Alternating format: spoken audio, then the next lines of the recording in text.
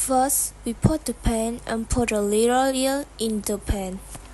Wait for it to heat up, then put the garlic.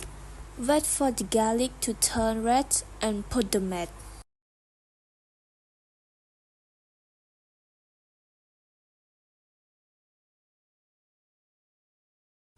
Put the ingredients according to our interest.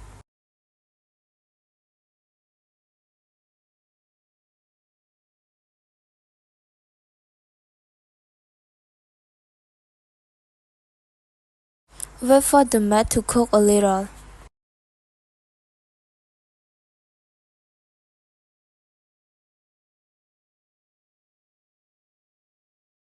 Then put the mushrooms in and wait for the mushroom to cook.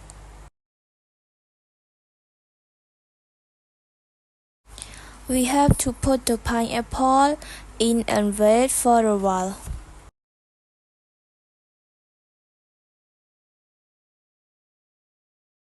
Finally, we put it on the plate.